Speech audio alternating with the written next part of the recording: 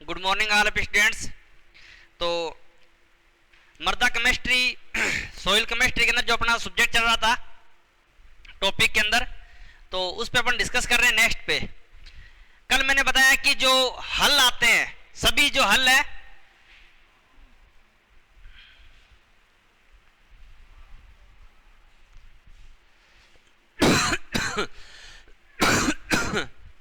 जितने भी प्रकार के हल है, आपको एग्जाम में पूछते हैं कि एमपी हल प्राइमरी टिलेज है या सेकेंड टिलेज है, तो आपको मैंने एक ट्रिक बताई थी कि जितने भी हल है, हल के पीछे प्लाऊ वर्ड इंग्लिश में लिखना है, देखना आपको प्लाऊ लगा होगा।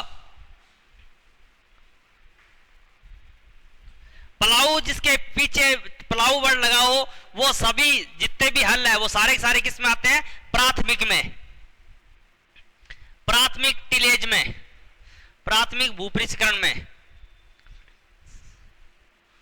प्राथमिक भूपृष्ठकरण। और जिसके पीछे प्लाऊ वर्ड ना लगाओ, ठीक है, प्लाऊ वर्ड ना लगा के और कुछ वर्ड लगाओ इंग्लिश में, देखना आपको प्लाऊ वर्ड जिसके पीछे ना लगाओ वो सभी किस में आएंगे? ना लगाओ, वो सभी किस में आएंगे? वो आएंगे सेकेंड टिलेज में। द्वितीय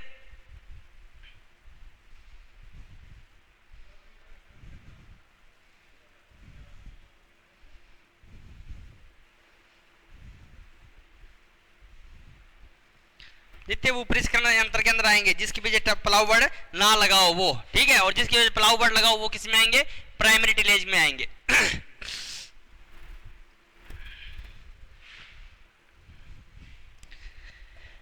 इसके बाद में पेडी पडलर की कार्य क्षमता, जो पेडी पडलर है उसकी कार्य क्षमता कितनी होती है? तो पेडी पडलर की कार्य क्षमता 0.75।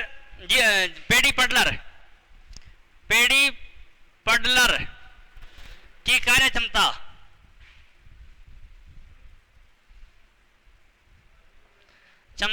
तो 0.45 हेक्टर प्रति घंटा। एक घंटे के अंदर कितना हेक्टर काम करता है? 0.45 हेक्टर काम करता है प्रति घंटे के हिसाब से, ठीक है। पेडी पडलर की बात करें तो, और पेडी विडलर की कार्य क्षमता की बात करें, पेडी विडलर, पेडी विडलर, विडलर की बात करें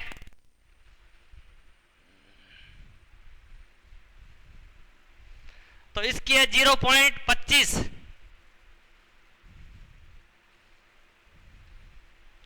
हेक्टर प्रति घंटा, ठीक है। और इसके बाद में कले मृदा के कणों का आकार की बात करें कि कले मृदा के कणों का आकार कितना होता है, तो 0.002 mm व्यास से कम होता है। कले मृदा के कणों का आकार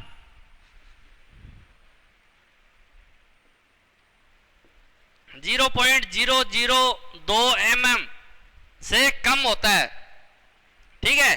कले मृदा इंपॉर्टेंट है बेटा, कले मृदा कणों का व्यास कितना होता है। सबसे कम जल धारण क्षमता वाली मृदा कौन सी है?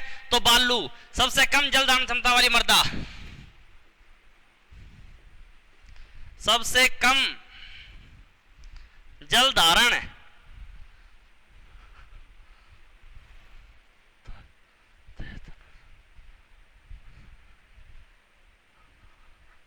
सबसे कम जल धारण करने वाली मृदा क्षमता वाली मृदा बालू मृदा, बालू मृदा सबसे कम जल धारण करने वाली क्षमता मृदा है। और चिकनी मृदा सबसे अधिक है, सबसे अधिक की बात करें, सबसे अधिक जल धारण क्षमता वाली मृदा, मृदा तो कौन सी है? चिकनी, चिकनी मृदा, ठीक है। और सबसे कम की बात करें तो कौन सी आएगी? बालू मृदा आएगी। उसके बाद है मृदा कणों एवं उनके समुच्चयों की किसी निश्चित प्रतिरूप में व्यवस्था कहलाती है। क्या कहलाती है? मृदा संरचना। मृदा कणों और उनके समुच्चयों की किसी निश्चित प्रतिरूप में व्यवस्था क्या कहलाती है? मृदा संरचना। मृदा कणों एवं उनके किसी निश्चित समुच्चयों की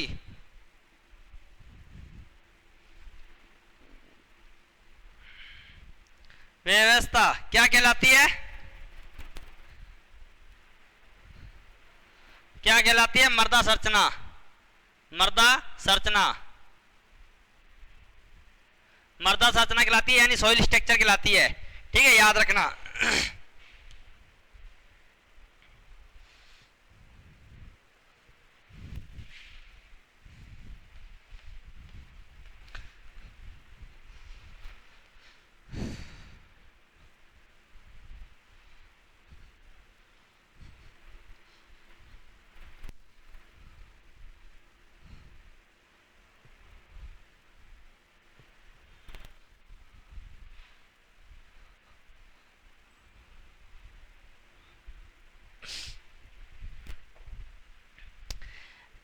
इसके बाद में कृषि कार्य हेतु सबसे उपयुक्त मृदा संरचना कौन सी है? तो कम्बी संरचना। कृषि कार्य हेतु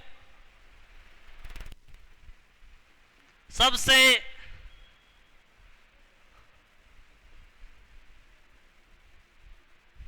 उपयुक्त मृदा संरचना कौन सी है?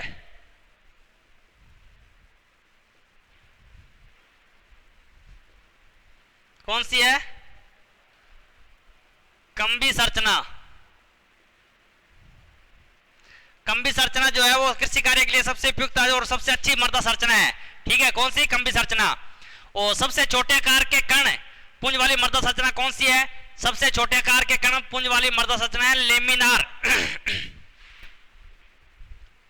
सबसे छोटे आकार वाली संरचना, सबसे छोटे आकार वाली मृदा संरचना लेमिनार। कौन सी है? लेमिनार।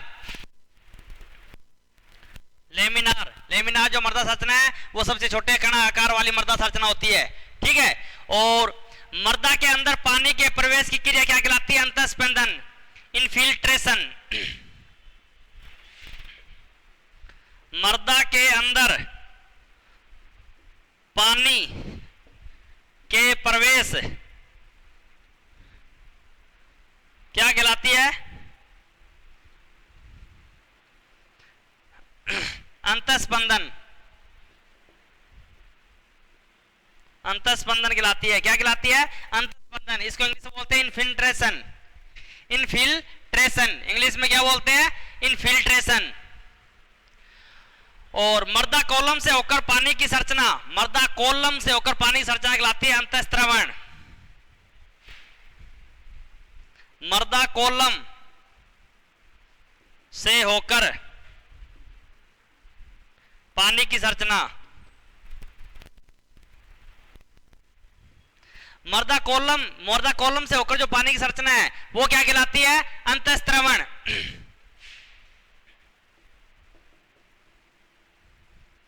अंतःस्रवण। ठीक है, मृदा कॉलम से होकर पानी संरचना कहलाती है अंतःस्रवण, और मृदा के अंदर पानी की प्रवेश क्या कहलाती है? अंतःस्पंदन कहलाती है। ठीक है, आर्द्रताग्राही जल एवं क्षेत्रधारिता के बीच का जल क्या कहलाता है?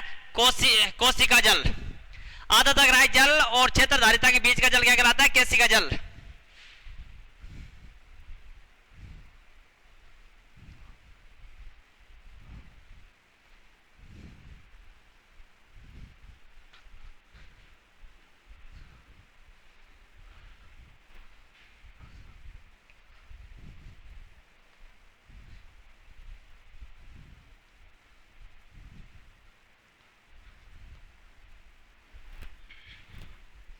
बीच का जल क्या कहलाता है?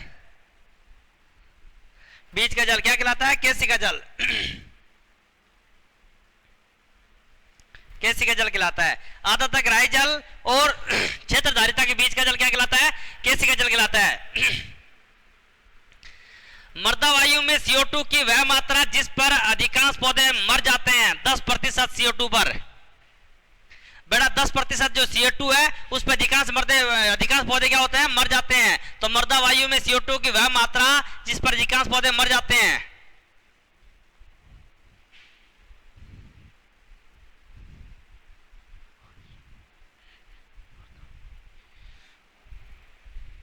10% पे, किस पे?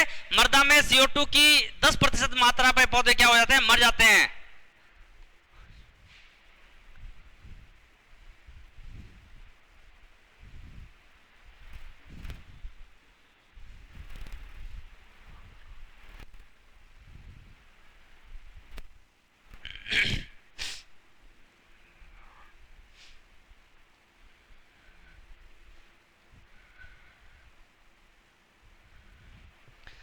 दस प्रतिशत CO2 पर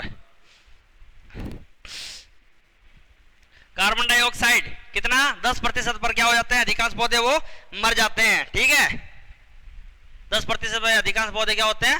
मर जाते हैं।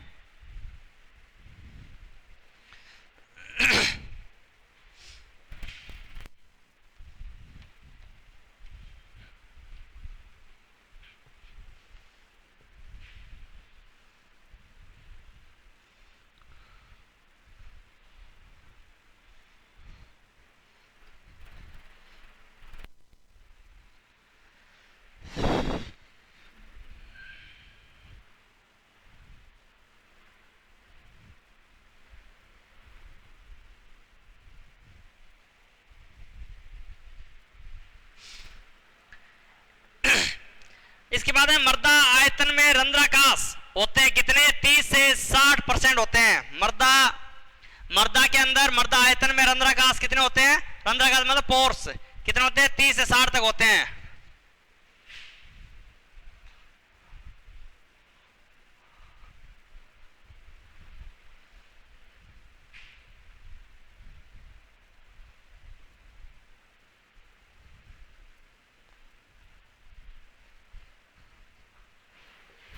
तीस से 60% तक क्या होते हैं? मृदा के अंदर रंध्राकाश की अवस्था आकार के कण होते हैं। इसके बाद में K2SO4 में सल्फर कितना प्रतिशत होता है? K2SO4 में सल्फर होता है 17%। K2SO4 में सल्फर कितना प्रतिशत होता है? 17%। 17% उसके अंदर K2SO4 के अंदर सल्फर की मात्रा होती है। और कैल्शियम की बात करें, Ca+ जो पौधे में जड़ों द्वारा NO3 अवशोषण को बढ़ाता है। ठीक है, और मैग्नीशियम की कमी से पत्तियों की सिराओं का रंग क्या हो जाता है? हरा हो जाता है। किसकी कमी से? मैग्नीशियम की। मैग्नीशियम की कमी के कारण, मैग्नीशियम की जो कमी है पौधों के अंदर, मैग्नीशियम की कमी से क्या होता है? पत्तियों का सिराओं का रंग क्या होता है? हरा होता है।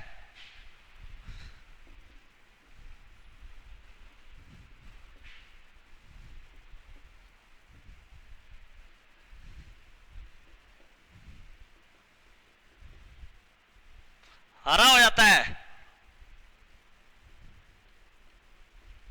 बेटा। मैग्नीशियम की कमी के कारण पत्तियों की सिराओं का रंग क्या हो जाता है? हरा हो जाता है। और मैग्नीशियम की कमी को दूर करने के लिए मैग्नीशियम का प्रयोग किस दर में करना चाहिए? 25 से 50 केजी प्रति हेक्टेयर के हिसाब से करना चाहिए। तिलहनी फसलों में तेल की गुणवत्ता बढ़ाने के लिए कौन सा तत्व उपयुक्त रहता है? सल्फर। तिलहनी फसलों में तेल की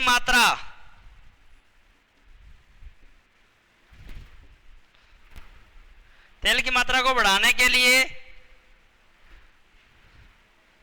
कौन सा पोषक तत्व आवश्यक है? तो सल्फर। बेटा जितनी भी ऑयल कंटेंट वाली जो फसल है, तिलहनी फसल है, जैसे आपकी सरसों है, तारामीरा है, सोयाबीन है, मूंगफली है, ये इनमें जिसमें तेल निकलता हो, तिलहनी फसल कौन सी होती है? जिसके अंदर तेल की क्वांटिटी हो, तेल निकलता हो, ऑयल कंटेंट हो। जो तिलहनी फसल है उसमें सल्फर अगर आप प्रयोग करोगे सल्फर का, तो उसमें सल्फर का प्रयोग करने से क्या होगा? तेल की मात्रा बढ़ेगी।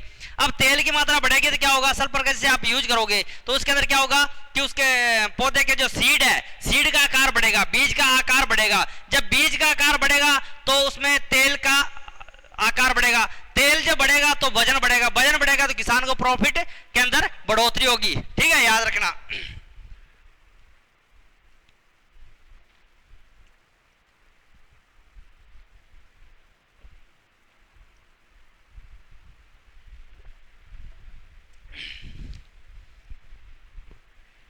पर्णहरित के निर्माण के लिए आवश्यक तत्व है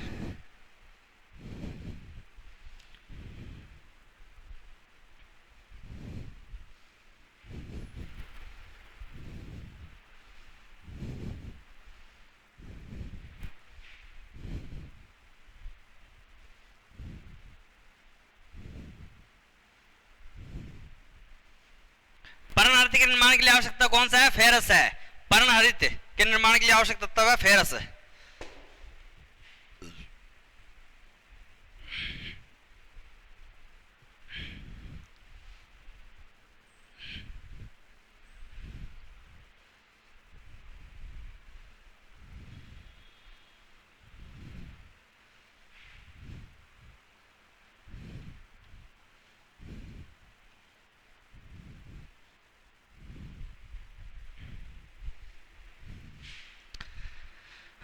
किस पोषक तत्व की कमी के लक्षण नई या पुरानी पत्तियों पर एक साथ दिखाई पड़ते हैं?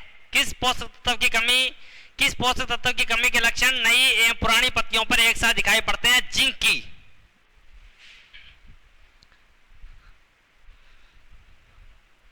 किस पोषक तत्व की कमी के लक्षण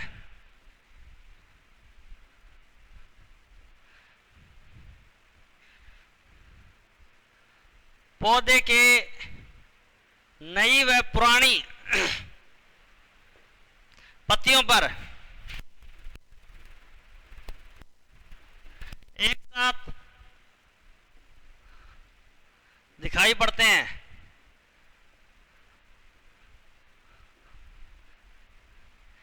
किस पोषक तत्व की कमी के लक्षण पौधे के नई एवं पुरानी पत्तियों में एक साथ दिखाई पड़ते हैं? किसकी कमी? जिंक की। जिंक बड़ा जिंक की कमी कारण जो पत्तियों पर जो नई और पुरानी पत्तियां हैं उनके पर एक साथ इसके जो सिम्टम्स हैं वो दिखाई पड़ते हैं। ठीक है, एसएसपी में सल्फर की मात्रा होती है। एसएसपी के अंदर सल्फर की मात्रा कितनी होती है? एसएसपी में, एसएसपी का पूरा नाम है single super phosphate. Single super phosphate. SSP में सल्फर की मात्रा वैसे तो होती है 12% और राइट अगर पूछ ले तो 11.8% होती है। ठीक है, वैसे तो 12% सल्फर होती है, अगर राइट कंफर्म डाटा पूछ ले तो 11.8 जो है वो राइट जो कंफर्म है। ठीक है, इसके बाद में जस्ते की कमी होने पर भूमि में जिंक सल्फेट किस दर में मिलाते हैं? भाई जस्ते की कमी होने पर भूमि में जिंक सल्फेट किस मात्रा में मिलाते हैं? 10 से 30 केजी प्रति हेक्टर। जस्ते की कमी होने पर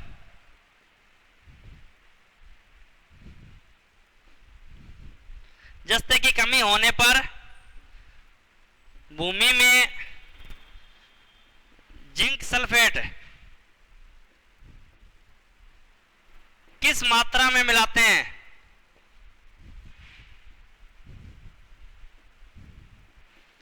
10 से 30 केजी प्रति हेक्टर। 10 से 30 केजी प्रति हेक्टर के हिसाब से उसमें क्या मिलाते हैं? जिंक मिलाते हैं।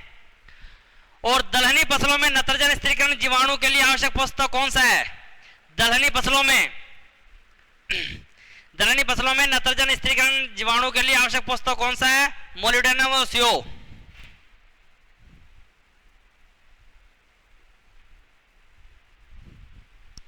दलहनी फसलों में नत्रजन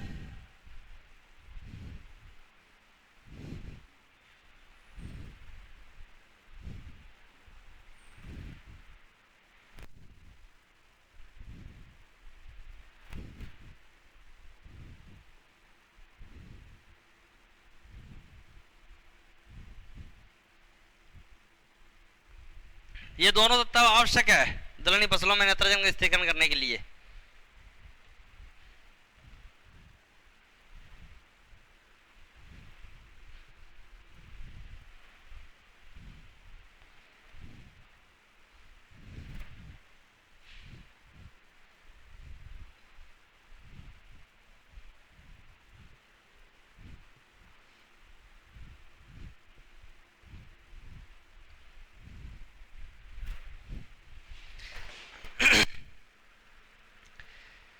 पोषक तत्व जो अब अप्रत्यक्ष रूप से पौधे में सूखा प्रतिरोधकता बढ़ाता है।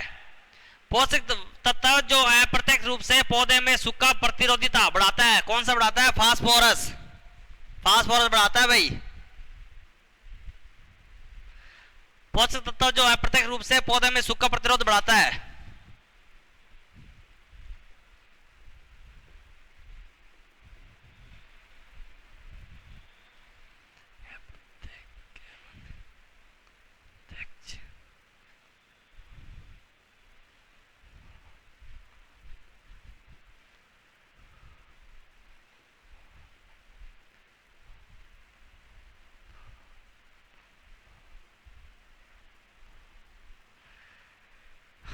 कौन बढ़ाता है? फास्फोरस बढ़ाता है।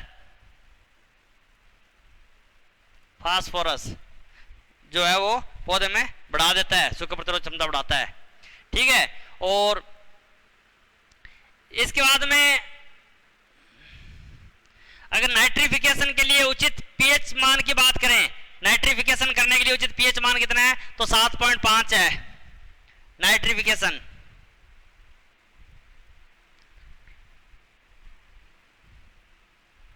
नाइट्रिफिकेशन के लिए उचित पीएच मान कितना है? 7.5। नाइट्रिफिकेशन के लिए उचित पीएच मान कितना है? तो 7.5 है। और नाइट्रिफिकेशन के लिए उचित तापमान कितना है? तो 34 डिग्री सेंटीग्रेड है।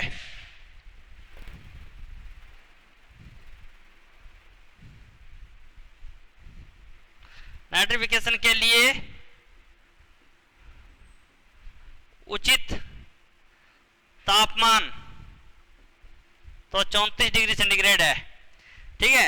नाइट्रिफिकेशन उचित पीएच मान तो 7.5 है और तापमान की बात करें तो 34 है। और नाइट्रिफिकेशन के लिए गांठें बढ़ने के लिए तापमान की बात करें, नाइट्रिफिकेशन में गांठें बढ़ने के लिए तापमान की बात करें तो 21 डिग्री सेंटीग्रेड है।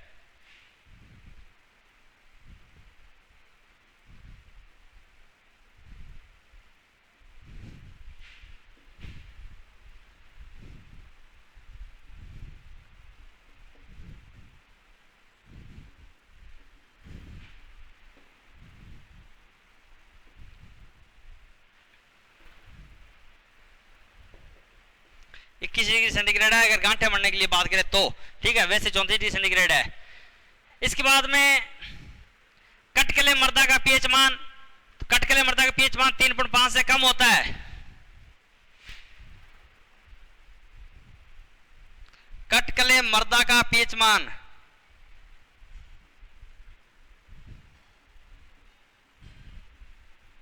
3.5 से कम होता है। कटकले मृदा का पीएच मान 3.5 से कम होता है। और कटकले मृदाएं केरल में पाई जाती है। कहां पाई जाती है? केरल में।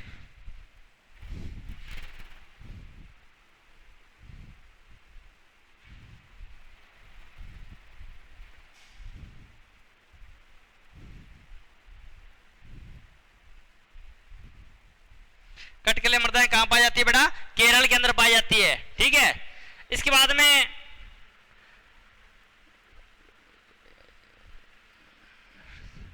मृदा वर्गीकरण की सबसे छोटी इकाई कौन सी है? तो मृदा वर्गीकरण की सबसे छोटी इकाई है वो है श्रेणी, जिसको सीरियल बोलते हैं। मृदा वर्गीकरण या क्लासिफिकेशन की सबसे छोटी इकाई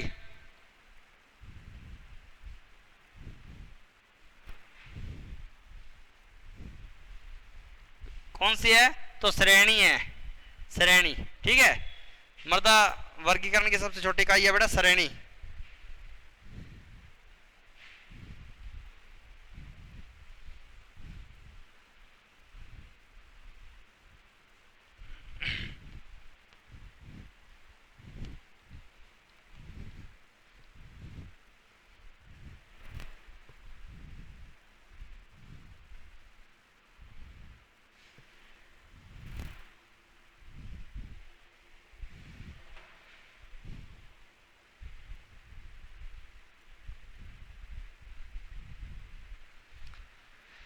निम्नतम आयतन जिसे मर्दा कहा जा सकता है वह है पेडान।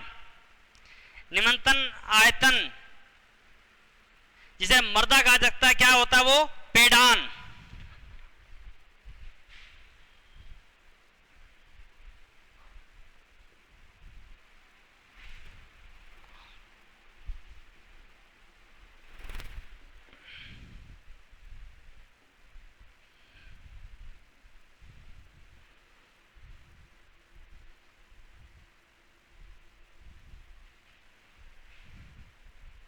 पेडान क्या कहलाता है? पेडान कहलाता है। ठीक है। और मर्दा में ताप चालकता का सही क्रम है तो बालू, लोम, कले, पिट। इसकी ट्रिक है बालों में कपी कबूतर। ठीक है। तो मर्दा में ताप चालकता का सही क्रम कौन सा है? बालू, लोम, कले, पिट। इसके बाद में खाद्यान्न फसलों में वर्मी कंपोस्ट की मात्रा कितनी डालना चाहिए? तो 5 टन प्रति हेक्टर। हरी खाद के लिए ढेंचा की बीज दर कितनी है? तो 60 से 80 केजी प्रति हेक्टर। निर्जलीकरण अमोनिया की विशिष्ट ऊष्मा 2 कैलोरी प्रति ग्राम के हिसाब से। पानी की विशिष्ट ऊष्मा कितनी होती है? 1 कैलोरी प्रति ग्राम प्रति सेंटीग्रेड के हिसाब से। और मर्दा की विशिष्ट ऊष्मा 0.2 कैलोरी प्रति ग्राम प्रति सेंटीग्रेड के हिसाब से। मर्दा की विशिष्ट ऊष्मा।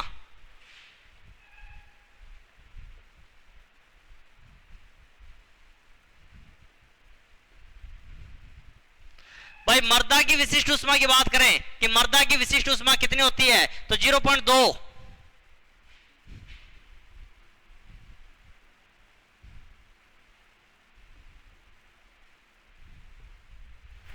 ठीक है। और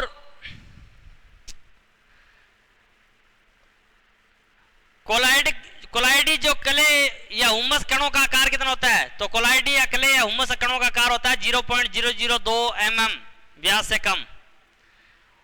काठ या गेहूं ट्रिटिकम ड्यूरम की किस्म है? मालव शक्ति या क्रांति रत्ना।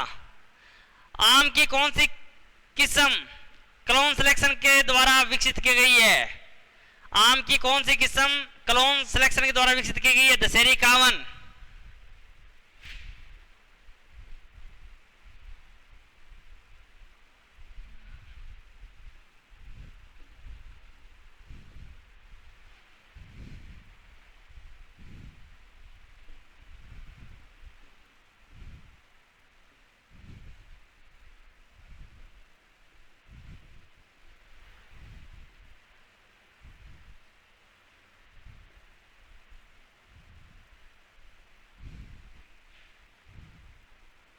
दशहरी 51 जो वैरायटी है ये माल फॉर्मेशन के प्रति रेजिस्टेंट है।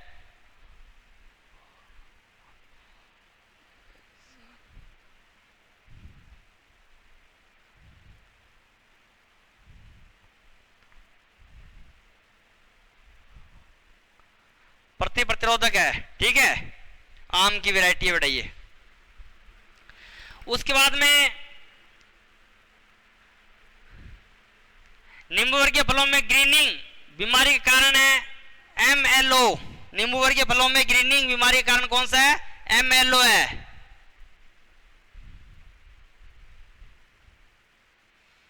लिटिल लीफ बीमारी किसकी कमी का होती है? जिंक की कमी से। Little leaf.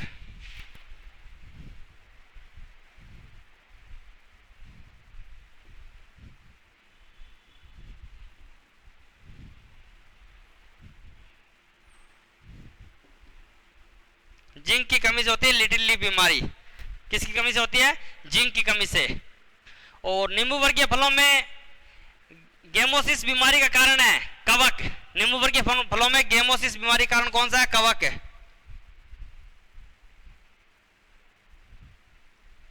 नींबू वर्गीय सिट्रस।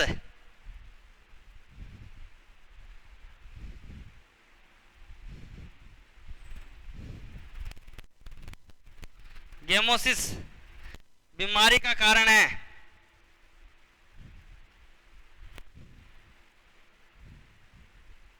कौन सा कारण है? कवक के द्वारा नींबू वर्गीय फलों में गेमोसिस बीमारी हो जाती है भाई, नींबू वर्गीय फलों में। उसके बाद में पराग बंध्यता की भयंकर समस्या किस फल में आती है? पराग बंध्यता की भयंकर समस्या आती है आपके एक ही फल हुआ है बेर। पराग बंध्यता की भयंकर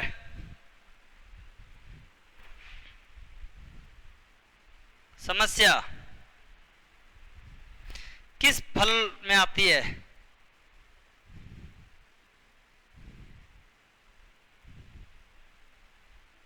किस में आती है? बेर में। बेर के अंदर पराग बंध्यता की भयंकर समस्या आती है।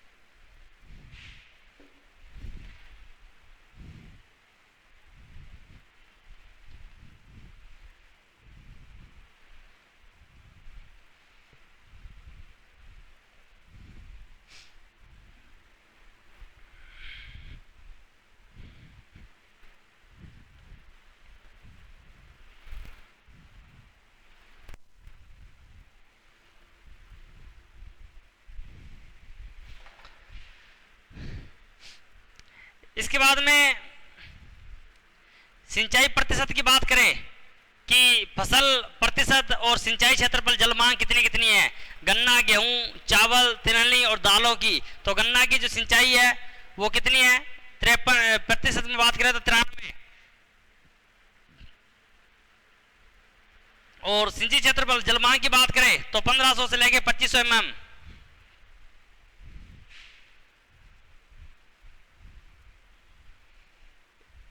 या तो फसल का नाम होगा कि फसल कौन सी है, फिर प्रतिशत होगा।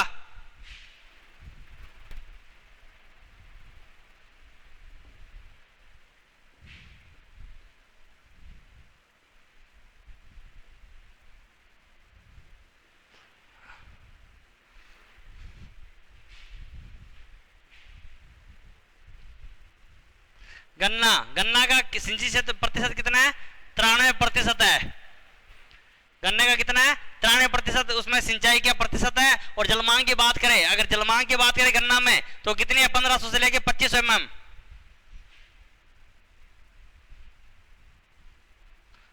2500 mm गन्ने की बात करें तो, ठीक है।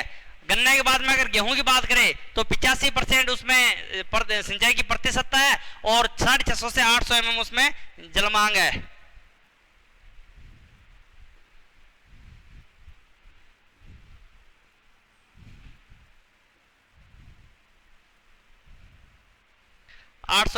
उसमें जलमांग है। चावल की बात करें तो 50% उसकी जलमांग है और 1500 उसकी क्या है? सिंचाई क्षेत्र बोलता है।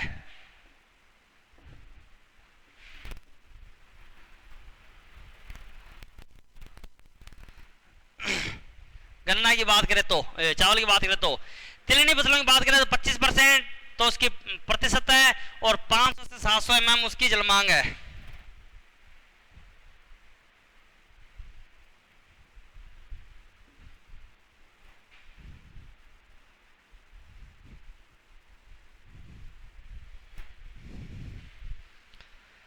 दालें की बात करें तो 10% तो उसकी प्रतिशत है और 450 से लेके 700 mm उसकी क्षेत्र क्षमता है।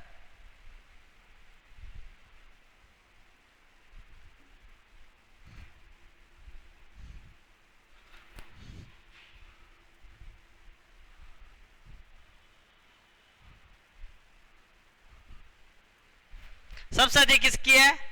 गन्ना की।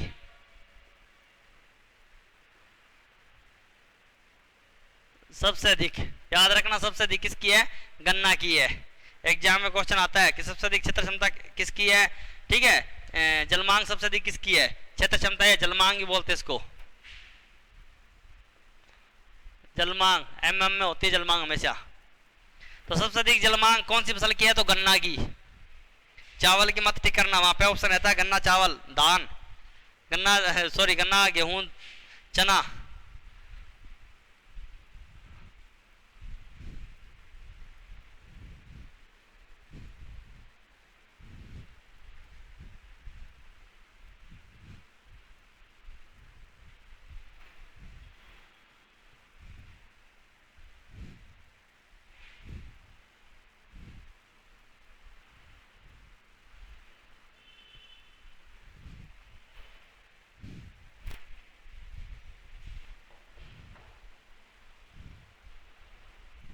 Hello hello. जय माता दी सर, जय माता जी की। क्लास में हूँ, 1 घंटा बाद में बात करूँ। हाँ,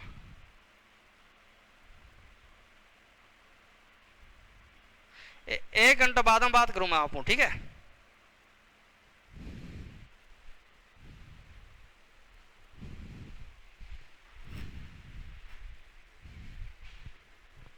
हाँ जी।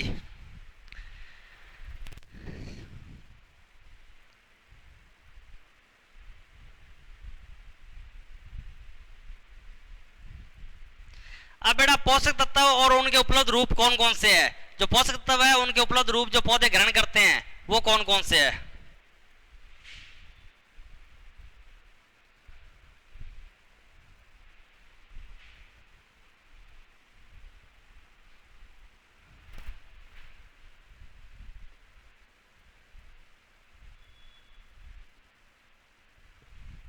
पोषक तत्व उनके उपलब्ध रूप जो है वो कौन से है। तो पोषक तत्व की बात करें तो जैसे नाइट्रोजन, नाइट्रोजन को पौधे किस रूप में ग्रहण करते हैं, अमोनिया के रूप में ग्रहण करते हैं, NH4 के रूप में ग्रहण करते हैं, ठीक है। और NO3 नाइट्रेट जो है उसको यूरिया को पौधा एमाइड के रूप में लेता है। बेटा इसका मैं जो चार्ट है, चार्ट आपको भेज दूंगा, पूरा पूरा चार्ट आपको PDF बना के सेंड कर दूंगा मैं कल, ताकि आप उसको आसानी से चार्ट से पढ़ लोगे। अभी लिखवाऊंगा तो काफ़ी टाइम लगेगा, इसलिए मैं आपको चार्ट ही भेज दूंगा। बोल के एक बार समझा देता हूँ। इसके बाद में फास्फोरस की बात करें तो PO4 जो है उसको मोनोफास्फेट के रूप में ग्रहण करते हैं, और HPO4 जो है उसको डाइफास्फेट के रूप में ग्रहण करते हैं, और H2PO4 के जो है उसको ट्राइफास्फेट के रूप में ग्रहण करते हैं पौधे।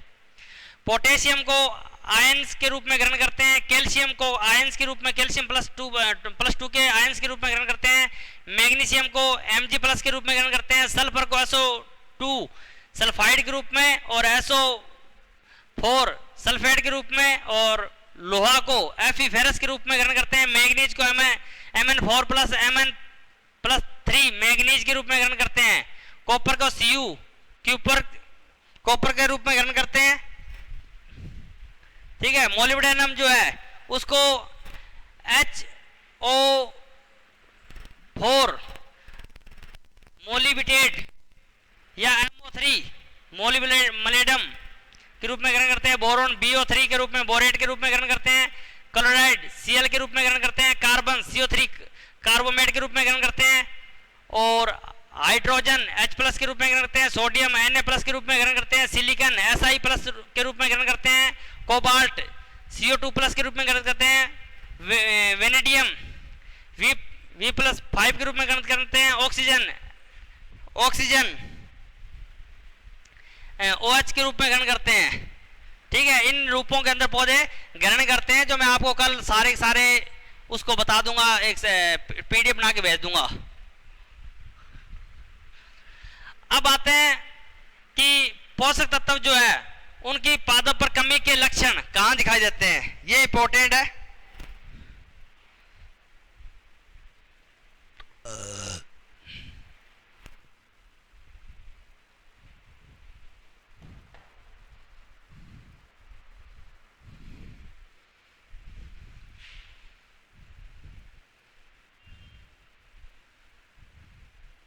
यहां तो पोषक तत्व आ जाएगा और यहां आएगा कमी का लक्षण।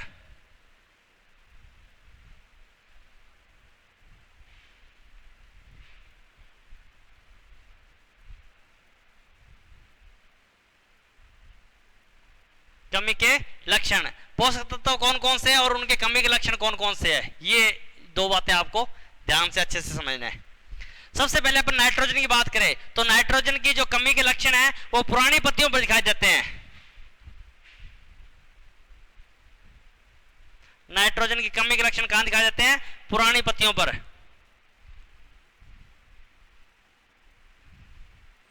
नाइट्रोजन की कमी के लक्षण पौधों पर कहां दिखाई देते हैं बेटा, पुरानी पत्तियों पर। उसके बाद में फास्फोरस की बात करें तो फास्फोरस की कमी के लक्षण पुरानी पत्तियों पर।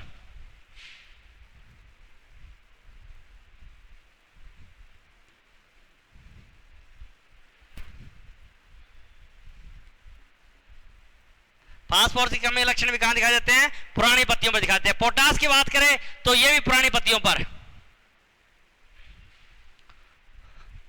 पोटास ये भी पुरानी पत्तियों पर दिखाई देते हैं। ठीक है, नाइट्रोजन, फास्फोरस, पोटास तीनों के तीनों पुरानी पत्तियों पर दिखाई देते हैं। मैग्नीज और मैग्नीशियम ये भी पुरानी पत्तियों पर दिखाई देते हैं।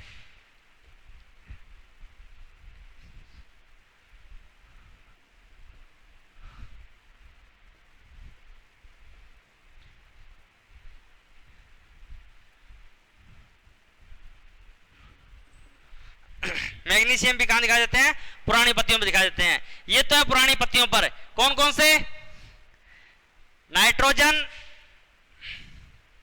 फास्फोरस, पोटास, मैग्नीज और मैग्नीशियम, ये तो पोषक तत्व कहां दिखाई देते हैं? पौधे की पुरानी पत्तियों पर दिखाई देते हैं। कहां दिखाई देते हैं? पुरानी पत्तियों पर। हाँ जी, हाँ जी, हाँ जी, क्लास में हूं मैं। हाँ जी बेटा, ये तो पुरानी पत्तियों पर दिखाई देते हैं। और उसके बाद में कैल्शियम, सल्फर, लोहा, जिंक, कॉपर और बोरॉन, ये कहां दिखाई देते हैं? नई पत्तियों पर दिखाई देते हैं। कौन कौन से? कैल्शियम, सल्फर, लोहा, zinc, boron. Calcium, sulphur, zinc, boron, लोहा और कैल्शियम, सल्फर, जिंक, बोरॉन और लोहा, ये कहां देते हैं? कैल्शियम, सल्फर, जिंक, बोरॉन, लोहा और कॉपर, ये नई पत्तियों पर। ये सारे सारे कहां दिखाई देते हैं? नई पत्तियों पर।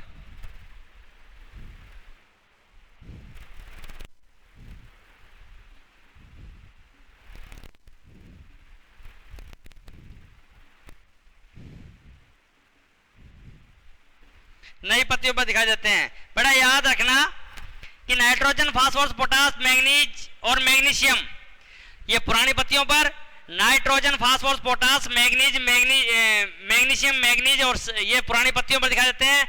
और कैल्शियम, सल्फर, लोहा, जिंक, कॉपर, बोरॉन ये नई पत्तियों पर दिखाई देते हैं। लेकिन मोलिब्डेनम नई और पुरानी दोनों पत्तियों पर दिखाई देता है। कौन सा? Molybdenum, MO। ये नई व पुरानी दोनों पत्तियों पर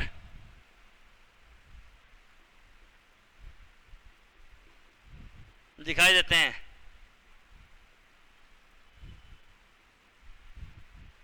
ठीक है,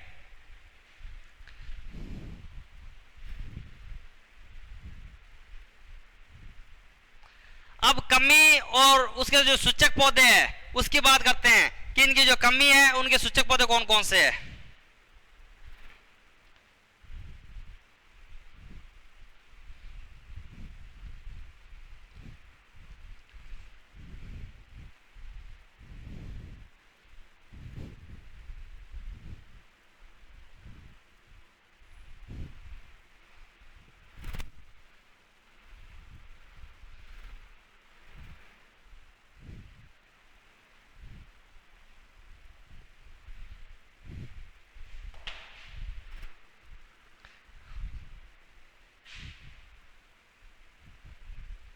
किसकी? पोषक तत्व।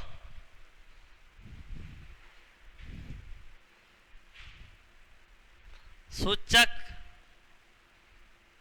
फसल कौन कौन सी है? ठीक है, कमी मतलब नाइट्रोजन की कमी के जो सूचक पौधे हैं, नाइट्रोजन की कमी के सबसे पहले अच्छे जो पौधा कौन सा दिखाई, किस पे दिखाई देता है? फूलगोभी, मक्का, जवार, दलहनी पौधे, उन पे दिखाई देते हैं नाइट्रोजन कमी।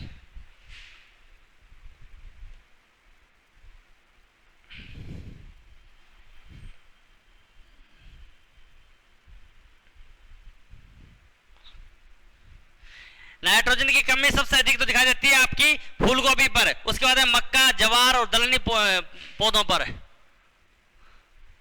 मक्का, जवार, दलहनी पौधों पर दिखाई देते हैं। नाइट्रोजन की कमी के लक्षण के सूचक पौधे कौन से हैं? फूल गोभी, मक्का, ज्वार और दलहनी पौधे। ठीक है, इसके बाद फास्फोरस की बात करें तो फास्फोरस लहसुन, टमाटर, सरसों। फास्फोरस, लहसुन, फास्फोरस के सबसे जो पहला जो सूचक पौधा है वो तो है लहसुन, उसके बाद टमाटर और सरसों। टमाटर और सरसों है। ठीक है, फास्फोरस की बात करें तो। और अगर पोटेशियम की बात करें तो पोटेशियम के सूचक पौधे आलू, कपास, केला, नींबू वर्गीय है। पोटेशियम,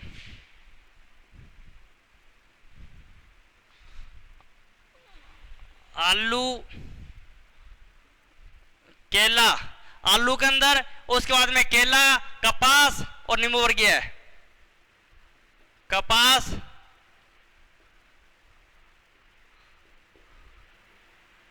नींबू वर्गीय है। उसके ऊपर दिखाई देते हैं पोटेशियम की जो सिम्टम्स है, कमी के लक्षण है वो। ठीक है, उसके बाद में सल्फर की बात करें तो क्लोवर, चाय और लहसुन पर। सल्फर किस पे? क्लोवर, चाय, लहसुन। सल्फर, क्लोवर, चाय, लहसुन, इसके ऊपर उसकी कमी के जो सिम्टम्स है वो दिखाई देते हैं। जिंक की बात करें तो मक्का, टमाटर, आलू।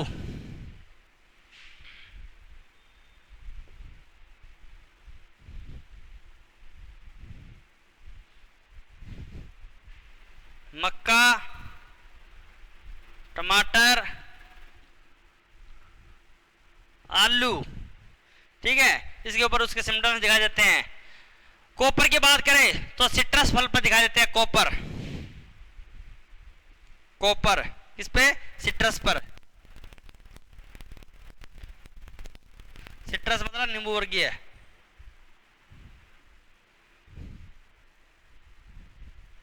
कॉपर के कमी लक्षण कहां दिखाते हैं? सिट्रस पे दिखाते हैं, नींबू वर्गीय में दिखाते हैं।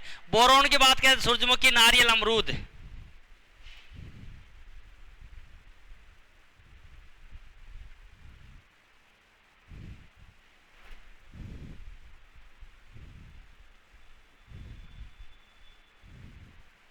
सूरजमुखी, नारियल और अमरूद। अमरूद पर बोरोन किस किस पर? सूरजमुखी, नारियल और अमरूद पर। मैग्नीज की बात करें तो नींबू वर्गीय पादप पर। मैग्नीज,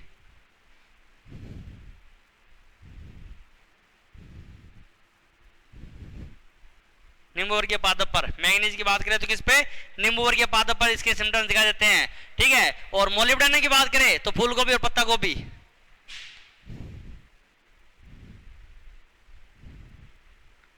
मोलिब्डेनम की बात करें तो फूल गोभी और पत्ता गोभी।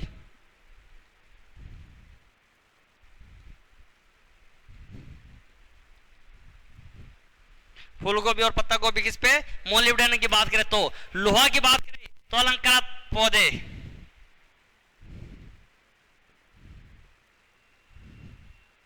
अलंकृत पौधे। ठीक है, लोहा की। बेटा इनमें से एक क्वेश्चन आने की काफी संभावना रहती है कि इनके कमी के सूचक पौधे कौन कौन से हैं। नाइट्रोजन की कमी के सूचक पौधे, प्रमुख पौधा कौन सा है आपका? फूल गोभी। फास्फोरस की बात करें तो लहसुन है। पोटेशियम की बात करें तो आलू है। सल्फर की बात करें तो क्लोवर है। जिंक की बात करें तो मक्का है। कॉपर की बात करें तो सिट्रस है। बोरोन की बात करें तो सूरजमुखी है। मैग्नीज की बात करें तो नींबू है। मोलिब्डेनम की बात करें तो फूल गोभी है। और लोहा की बात करें, लोहा की तो कौन सा है आपका? अलंकृत है। ये इसके कमी के प्रमुख जो पौधे हैं वो है।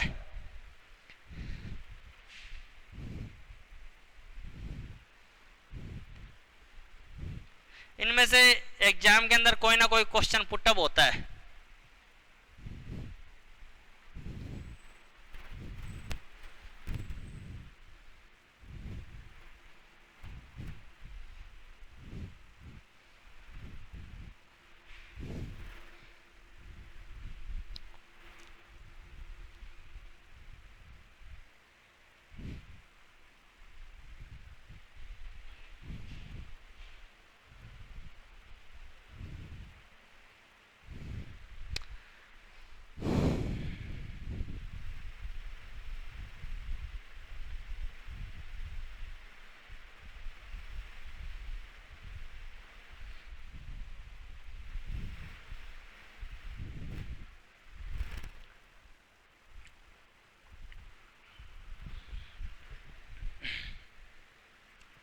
अब आता है मर्दा कणों का वर्गीकरण।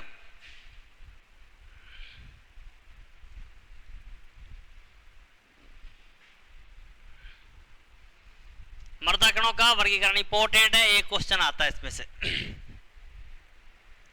भाई मर्दा कणों का वर्गीकरण में एक तरफ तो आएगा मर्दा वर्ग कण और दूसरी तरफ आएगा व्यास।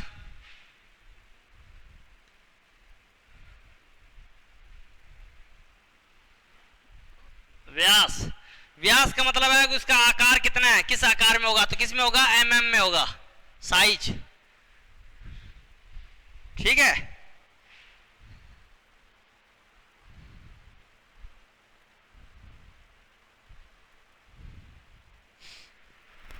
सबसे पहले मोटी बालू, मोटी बालू का जो आकार है वो 2.0 से लेके और 0.20 तक है। मोटी बालू का 2.0 से लेके 0.20 तक है।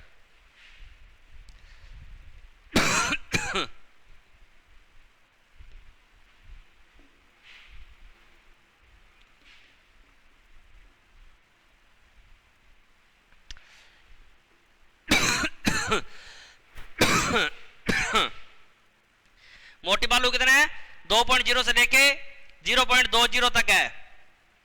महीन बालू की बात करें तो 0.2 से लेके 0.02 तक है महीन बालू। महीन बालू कितना है, 0.2 से लेके 0.02 तक।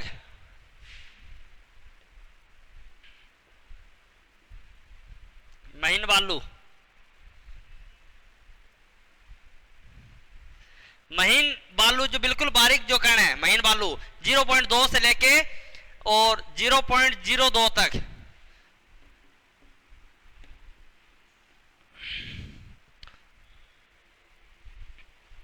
महीन बालू है। इसके बाद में सिल्ट की बात करें तो सिल्ट में 0.02 से लेके 0.002 mm तक है। सिल्ट कितना है, सिल्ट 0.02 से लेके 0.002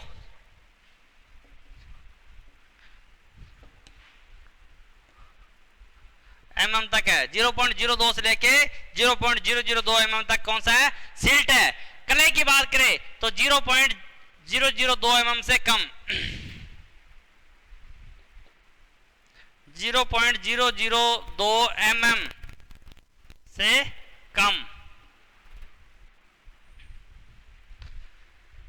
ये होता है आकार, मर्दा कणों का वर्गीकरण का आकार है। इसमें से एक क्वेश्चन आपके एग्जाम में आता रहा है तो आप अच्छे से इसको पढ़ना, क्योंकि एक क्वेश्चन का रोल रखेगा। ये पूछते हैं बेटा, इंपॉर्टेंट है एक क्वेश्चन का, एक क्वेश्चन काम है ये। 4 वर्ड याद कर लेना, एक क्वेश्चन का रोल रख देगा।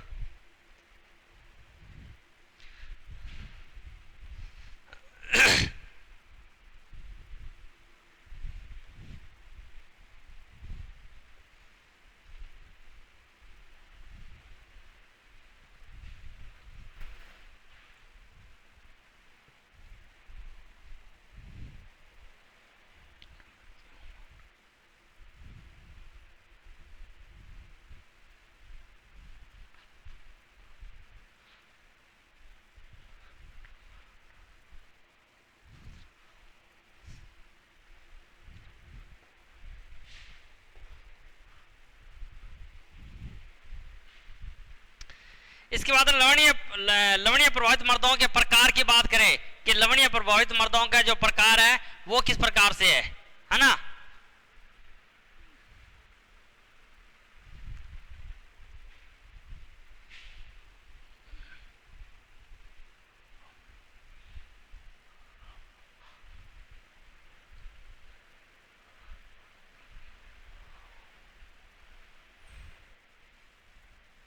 प्रकार, लवणीय प्रभावित मर्दों के प्रकार, तो एक तरफ तो आएगा वर्ग, वर्ग मतलब जो मर्दा है किस वर्ग की है, ठीक है। दूसरी तरफ विद्युत चालकता,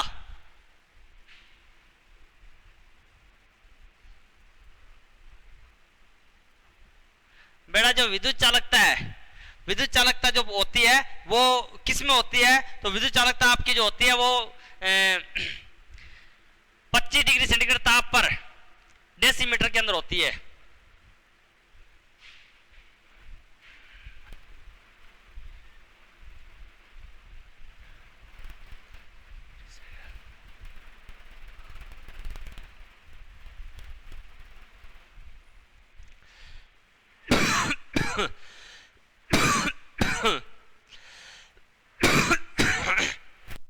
फिर आएगा आपका पीएच मान कि पीएच मान कितना है ना। उसके बाद विनिमयशील सोडियम की प्रतिशत मात्रा,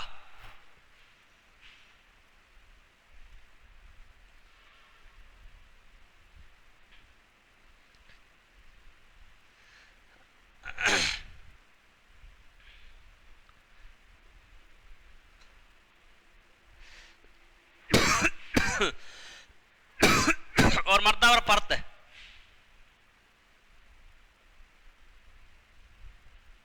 किस कलर की मर्दा के ऊपर क्या होती है, परत जमती है।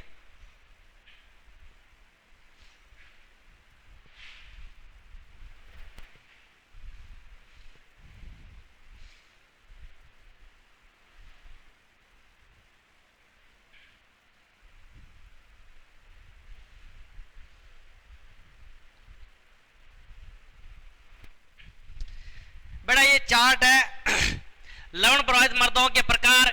यहाँ पे क्रमशः आएगा, यहाँ पे वर्ग आएगा, किस वर्ग की मर्दा है। उसके बाद विद्युत चालकता 25 डिग्री सेंटीग्रेड तापमान पर डेसीमीटर के अंदर नापी जाती है। विद्युत चालकता हमेशा विद्युत चालकता किस में नापते हैं, 25 डिग्री सेंटीग्रेड तापमान पर डेसीमीटर में नापते हैं। उसके बाद पीएच मान, फिर विनिमयशील सोडियम की मात्रा और विनिमयशील सोडियम की प्रतिशत मात्रा, और मर्दा पर परत किस कलर की जमती है। ठीक है, तो सबसे पहले वर्ग में आता है लवणीय मर्दा। एक नंबर पे आती है आपकी लवणीय मर्दा। अपन बात करते हैं लवणीय मर्दा की, तो लवणीय मर्दा है उसकी विद्युत चालकता कितनी होती है, 4 से अधिक। मतलब विद्युत चालकता कितनी है, 4 से अधिक है।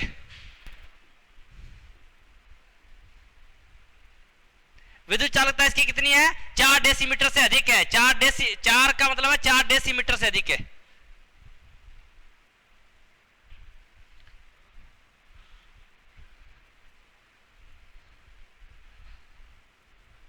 विद्युत चालकता कितनी होती है इसकी, 4 डेसीमीटर से अधिक होती है। और पीएच मान की बात करें तो 8.5 से कम। पीएच कितना है, 8.5 से भी कम है। और विनिमयशील सोडियम की प्रतिशत मात्रा की बात करें तो 15 से कम। कितना से कम है, 15 से कम, 15 से कम है। और अगर मर्दा और परत किस कलर की जमेगी, तो सफेद कलर की जमेगी। सफेद कलर की मर्दा के ऊपर क्या होगी, मर्दा के ऊपर सफेद कलर की क्या परत जम जाएगी। ठीक है, लवणीय मर्दा की बात करें तो। इसके बाद अगर क्षारीय मर्दा की बात करें,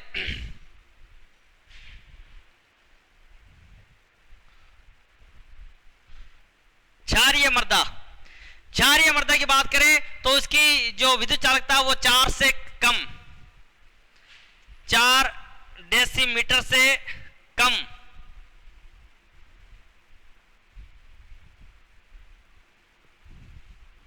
चार डेसीमीटर से क्या होगी, विद्युत चालकता उसकी कम होगी, किसकी, क्षारीय मर्दा की। और पीएच मान 8.5 से अधिक है।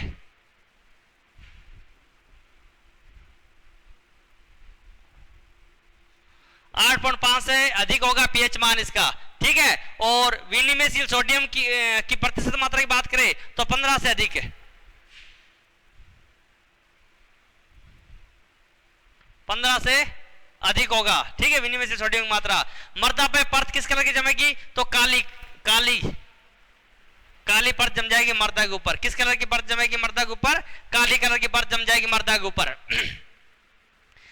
उसके बाद में लवणीय क्षारीय मर्दा की बात करें, लवणीय क्षारीय मर्दा,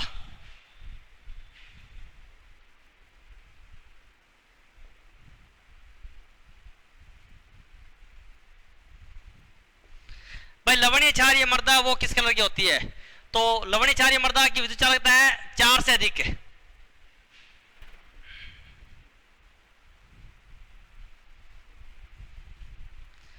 चार डेसीमीटर से अधिक है।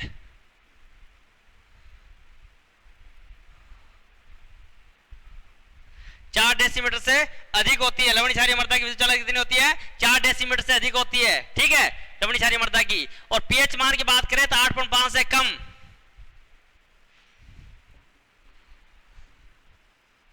8.5 से क्या होगा? पीएच इसका कम होगा। ठीक है, और विनिमयशील सोडियम की प्रतिशत की मात्रा की बात करें तो 15 से अधिक है।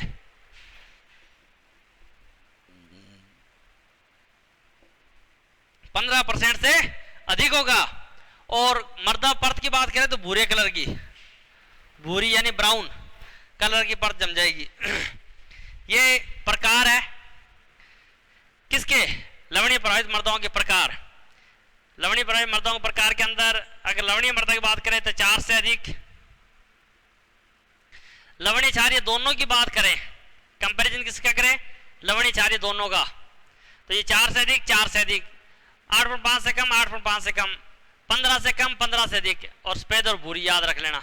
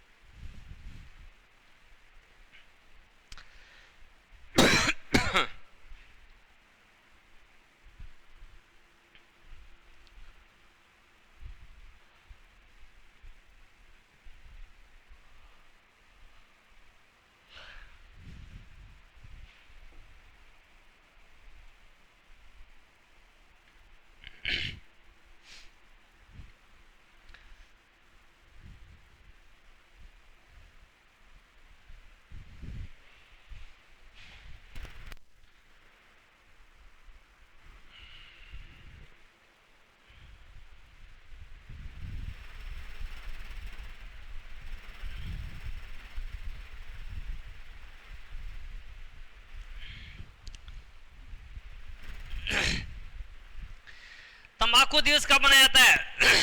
1 मई को तंबाकू दिवस मनाया जाता है। 1 मई को सबसे जल्दी विघटन होता है प्रोटीन का।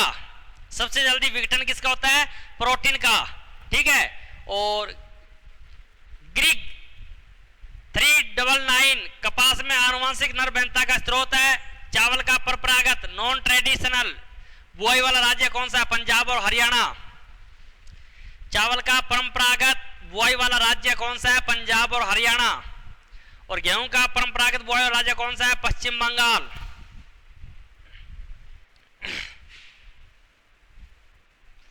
चावल का पर जो चावल की खेती होती है, किसकी? चावल की। चावल की जो खेती होती है, चावल का अपरंपरागत बुआई वाला राज्य है। अपरंपरागत बुआई वाला राज्य कौन सा है? पंजाब और हरियाणा।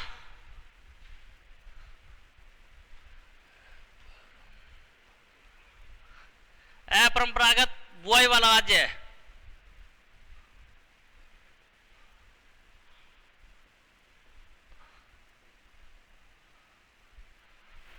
पंजाब एंड हरियाणा।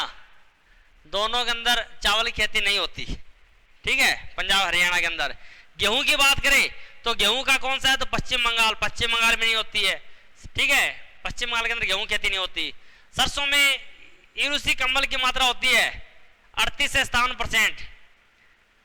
सरसों में इरूसी कम्बल की मात्रा कितनी होती है? 38 से 57% होती है। और सूरजमुखी तेल में तीखापन का कारण है ऑक्सीकरण।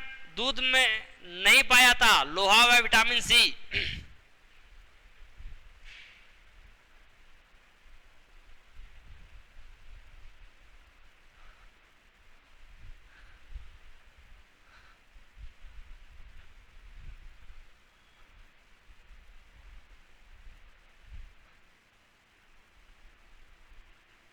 विटामिन सी दोनों तत्व जो दूध के अंदर नहीं पाए जाते, याद रखना।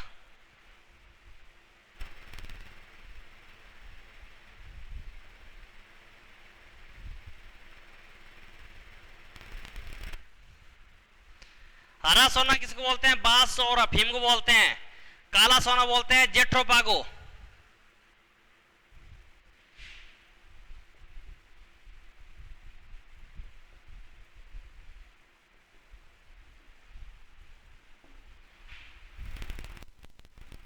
और अफीम, बांस और अफीम को बोलते हैं हरा सोना, ठीक है। काला सोना बोलते हैं जेट्रोपागो।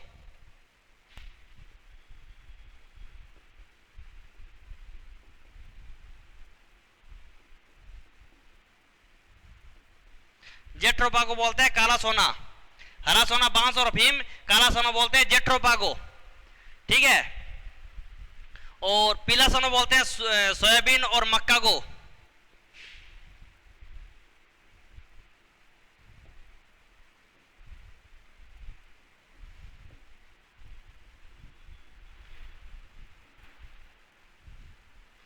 सोयाबीन और मक्का को क्या बोलते हैं? पीला सोना बोलते हैं, पीला सोना। सफेद सोना बोलते हैं कपास को।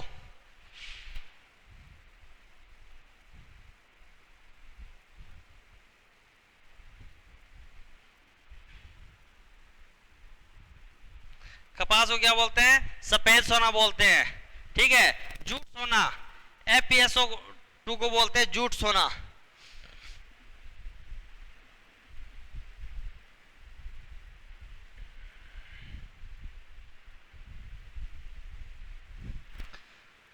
और जो गोबर खाद है, वर्मी कंपोस्ट, इनमें NPK की मात्रा मैंने आपको बता दी। एक बात ध्यान रखना है कि पूर्ण रूप से सड़ा हुआ FIM फार्म यार्ड मैन्योर का प्रयोग खेत में बुआई से कम कितने दिन पहले प्रयोग करना चाहिए? 15 दिन पहले, बुआई करने से 15 दिन पहले प्रयोग करना चाहिए, क्योंकि इसमें सेल्यूलोज की मात्रा होती है और सेल्यूलोज के कारण फसल में क्या लगता है? दीमक लगती है।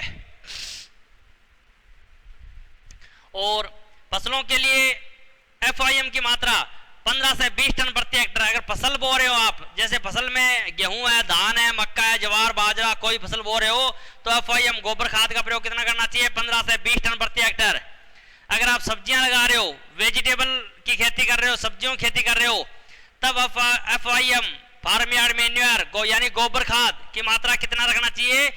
20 से 25 टन प्रति हेक्टेयर, 20 से 25 टन प्रति हेक्टेयर के हिसाब से।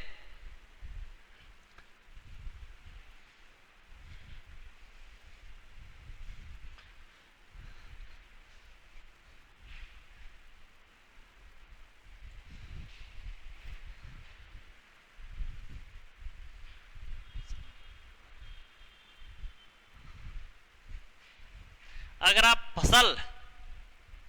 फसलों में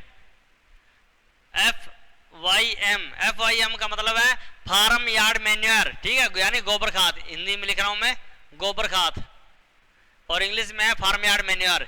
इसकी मात्रा 15 से 20 टन प्रति हेक्टेयर, ठीक है। अगर सब्जी लगा रहे हो आप,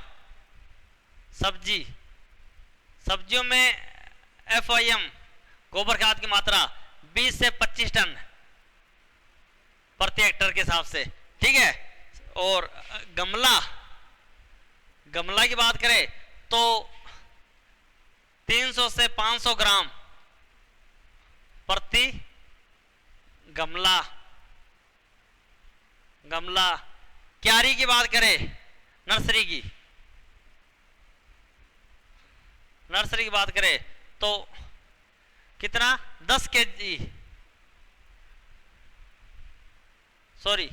5 केजी प्रति वर्ग मीटर के हिसाब से इसको गोबर खाद का प्रयोग करना चाहिए।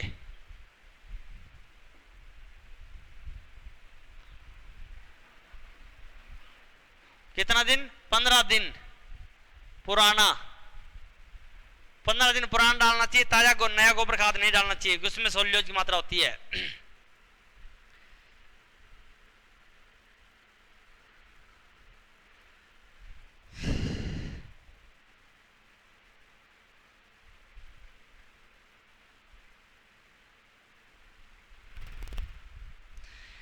इसके बाद में उर्वरक नियंत्रण अधिनियम कब लागू हुआ? तो 1957 में हुआ। भारत में कुल mobility testing lab in soil की संख्या है 153, है ना। और राष्ट्रीय जैव उर्वरक अनुसंधान संस्थान कहाँ स्थित है? गाजियाबाद, यानी यूपी के अंदर गाजियाबाद पड़ता है, यूपी में। राष्ट्रीय जैव उर्वरक अनुसंधान संस्थान कहाँ स्थित है? गाजियाबाद में। केंद्रीय उर्वरक पुल की शुरुआत कब हुई? 1944 में हुई थी। ये मैंने आपको PDF सेंड कर दूं, मैं बोल के आपको बढ़ा रहा हूं, बता रहा हूं, लिख नहीं रहा। उर्वरक कीमत कमेटी की स्थापना कब हुई थी? 31 जनवरी 1976 में। सबसे अधिक सिंगल सुपर फास्फेट उत्पादन प्लांट किस राज्य में है? राजस्थान में। सबसे अधिक जो सिंगल सुपर फास्फेट का उत्पादन का जो प्लांट है वो किस राज्य में है? राजस्थान में है सबसे अधिक। और सबसे अधिक नाइट्रोजन उत्पादन का प्लांट किस राज्य में है? तो उत्तर प्रदेश व गुजरात में।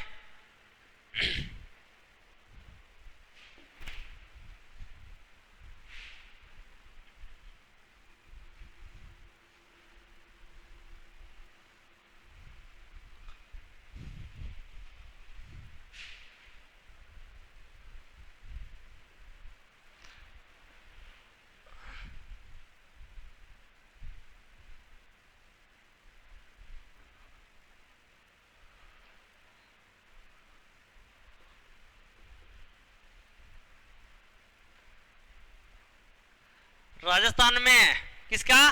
एसएसपी सिंगल सुपर फास्फेट का। और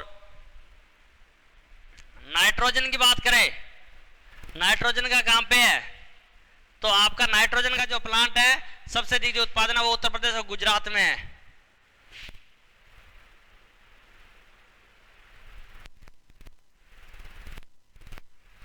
उत्तर प्रदेश और गुजरात के अंदर नाइट्रोजन का प्लांट है, ठीक है। और राजस्थान में नाइट्रोजन उत्पादन प्लांट कहां स्थित है? तो कोटा में।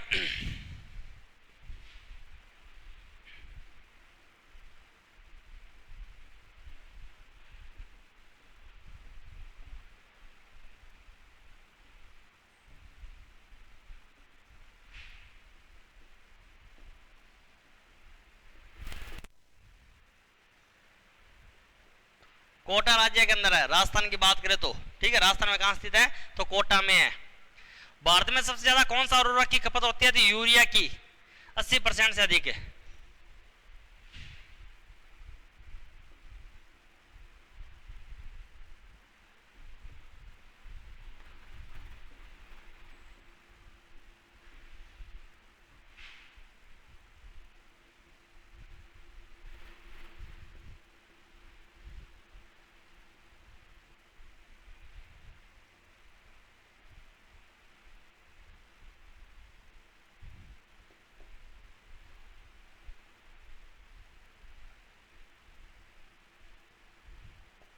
अधिक है बेटा, ये निशान याद रखना।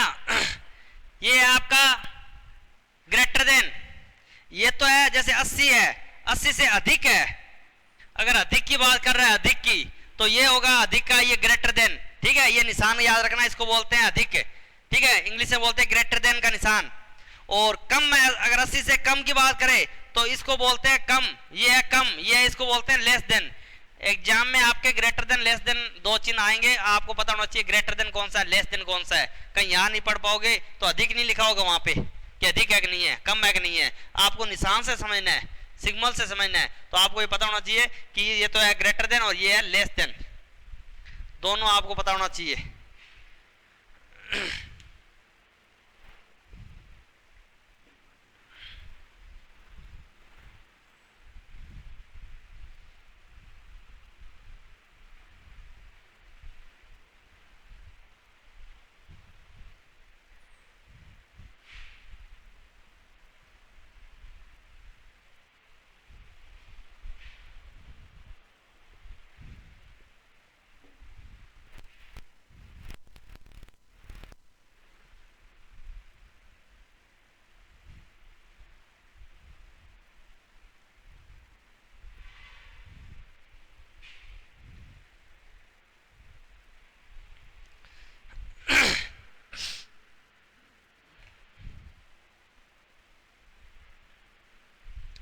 अब बेटा उर्वरकों का वर्गीकरण की बात करें तो उर्वरकों के वर्गीकरण में आपके मतलब जो सरल उर्वरक है, सरल उर्वरक कौन से होते हैं?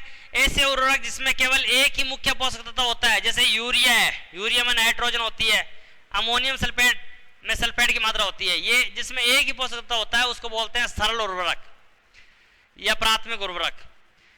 दूसरा द्वितीयक उर्वरक। द्वितीयक उर्वरक कैसे होते हैं कि ऐसे उर्वरक जिसमें दो मुख्य पोषक तत्व होते हैं, जैसे पोटेशियम नाइट्रेट और डीएपी। डीएपी के अंदर क्या होता है? 18% नाइट्रोजन होता है और 46 से 48% उसमें फास्फोरस होता है। उसके बाद में तृतीय उर्वरक, ऐसे उर्वरक जिसमें 3 मुख्य पोषक तत्व उपलब्ध होते हैं, जैसे अमोनियम पोटेशियम फास्फेट। उसके बाद में जटिल उर्वरक, ऐसे उर्वरक जिसमें कम से कम 2 मुख्य पोषक तत्व जिसमें जिसे दाने के रूप में बनाया जाता है, जैसे nitrophosphate, ammonia phosphate, di ammonia phosphate. ये किसमें है? जटिल उर्वरक है। आपको याद रखना है जटिल उर्वरक, जटिल या यौगिक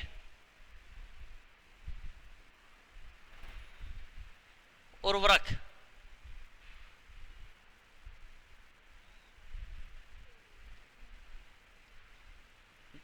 जटिल या यौगिक उर्वरक कौन से होते हैं? तो जटिल या यौगिक उर्वरक कौन से होते हैं?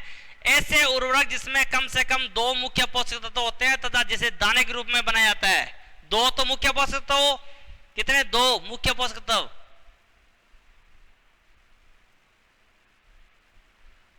और क्या हो? दाने के रूप में, दानेदार फॉर्म में हो।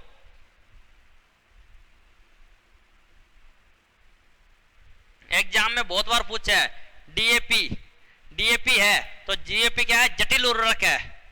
याद रखना डीएपी क्या है? जटिल उर्वरक है, बहुत बार पूछा हुआ है।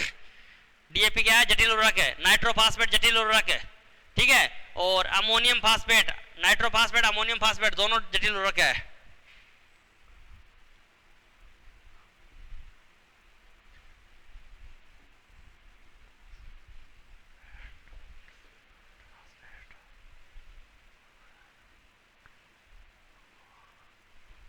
नाइट्रोफास्फेट, ये दोनों ही किसी क्या है? तीनों ही क्या है? जटिल उर्वरक है। इसके बाद है मिश्रित उर्वरक। 2 से अधिक उर्वरकों को मिलाकर बनाया जाने वाला उर्वरक क्या कहलाता है? मिश्रित उर्वरक। जैसे नाइट्रोफास्फेट का पोटास के साथ मिश्रण है।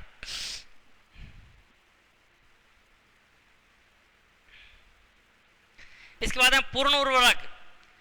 जिस उर्वरक में तीनों मुख्य पोषक तत्व एनपीके पाए जाते हैं वो क्या कहलाते हैं? पूर्ण उर्वरक कहलाते हैं, जिसमें तीनों मुख्य पोषक तत्व। अपूर्ण उर्वरक, जिसमें अपूर्ण उर्वरक में कोई 2 प्राथमिक मुख्य पोषक तत्व पाए जाते हैं।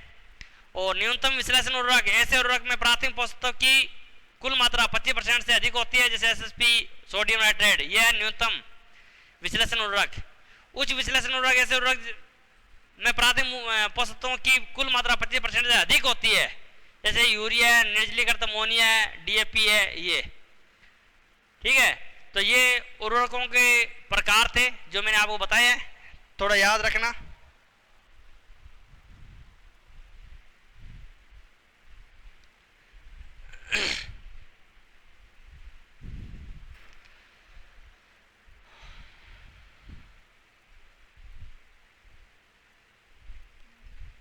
इसके बाद में आर्द्रता ग्राही उर्वरक कौन से हैं? तो जो आर्द्रता ग्राही उर्वरक है उसके बारे में बता रहा हूं कि आर्द्रता ग्राही उर्वरक कौन कौन से होते हैं।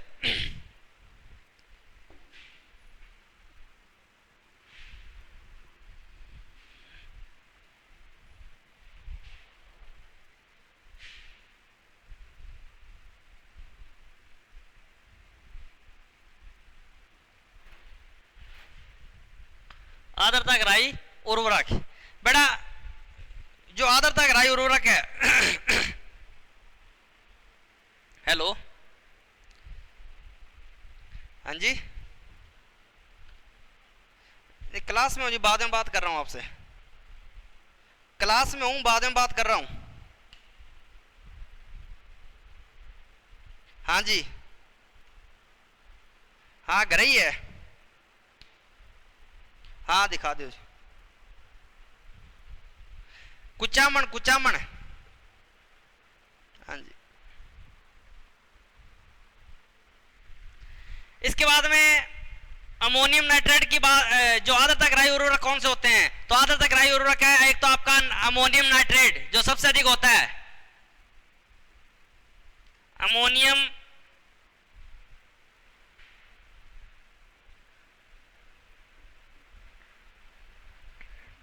Ammonium nitrate. बेटा अमोनियम नाइट्रेट जो उर्वरक है वो सबसे अधिक आर्द्रता ग्राही होती है, सबसे अधिक। इसमें सबसे अधिक आर्द्रता होता है, जहां पर थोड़ा सा मॉइस्चर है वहां पे आर्द्रता सबसे अधिक आ जाती है अमोनियम नाइट्रेट में। उसके बाद में यूरिया, यूरिया, यूरिया के अंदर भी आर्द्रता बहुत ज्यादा होती है ये भी आर्द्रता को जल्दी ऑब्जर्व करता है मॉइस्चर को, ठीक है। उसके बाद है ammonium sulphate,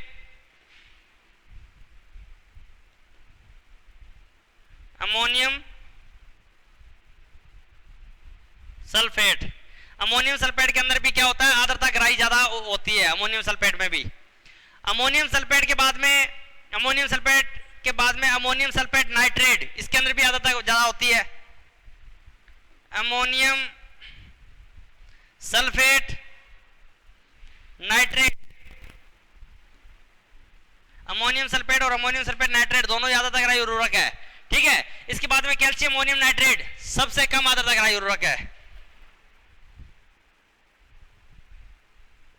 calcium ammonium nitrate, calcium ammonium nitrate ये सबसे कम है, इसको कैन खाद बोलते हैं, CAN, कैन, या किसान खाद ही बोलते हैं। इसमें नाइट्रोजन कितना होता है, 26% इसमें नाइट्रोजन होता है, कैन खाद बोलते हैं या किसान खाद बोलते हैं, इसमें 26% नाइट्रोजन होता है, ठीक है जी। तो सबसे अधिक आर्द्रता गहराई उर्वरक कौन सा आपका, अमोनियम नाइट्रेट सबसे अधिक आर्द्रता गहराई उर्वरक है अमोनियम नाइट्रेट, और सबसे कम आर्द्रता गहराई उर्वरक है कैल्शियम अमोनियम नाइट्रेट, जिसको कैन खाद बोलते हैं, कैन खाद के रूप में जाना जाता है।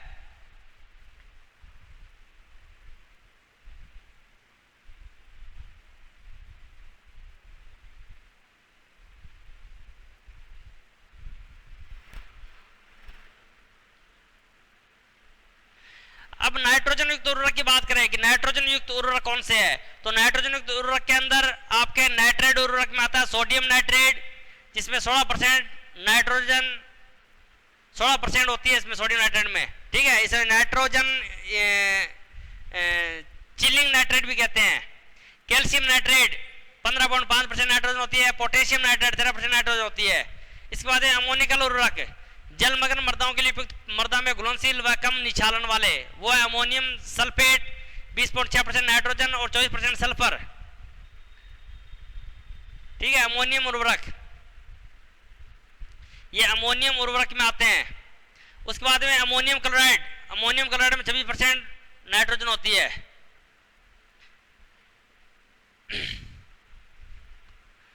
और आलू और शकरकंद फसलों में क्लोराइड की अधिकता के कारण अमोनियम क्लोराइड उर्वरक का प्रयोग नहीं करते हैं। जैसे अमोनियम नाइट्रेट में 33 से 35% नाइट्रोजन होती है, इस उर्वरक में नाइट्रोजन आधी अमोनिया के रूप में तो आधी नाइट्रेट के रूप में मिलती है। कैल्शियम अमोनियम नाइट्रेट कैन खाद में 26% नाइट्रोजन सामान्य से किसान खाद के नाम से जानते हैं।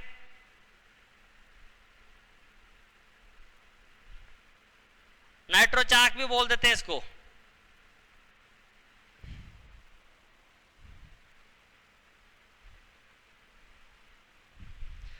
एमाइड उर्वरक, एमाइड उर्वरक कौन से है, कार्बनिक उर्वरक जैसे यूरिया, यूरियम नाइट्रोजन 96% नाइट्रोजन होती है। भारत का मुख्य नाइट्रोजन उर्वरक और नाइट्रोजन का मुख्य स्रोत है। बायोरेट का निर्माण यूरिया बनाने में के क्रम में 150 डिग्री सेंटीग्रेड से अधिक ताप पर करता है और अकार्बनिक रूप में भी करता है।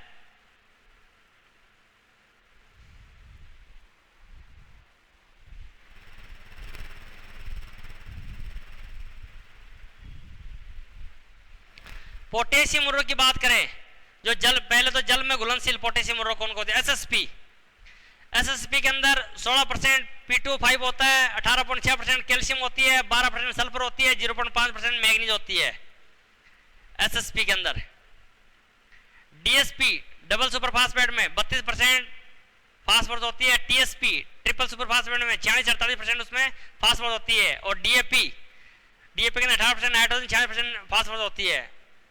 मोनोमोनियम फास्फेट एमएपी 11% नाइट्रोजन 48% उसमें फास्फोरस होती है।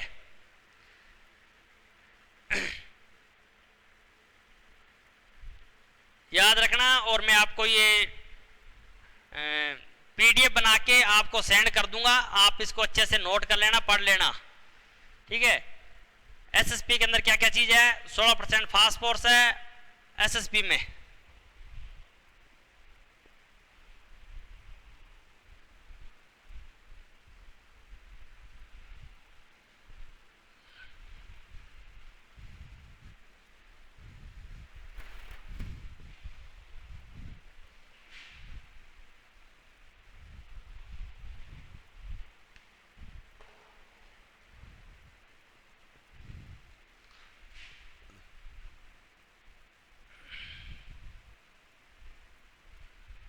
भाई स्केच ही बंद है।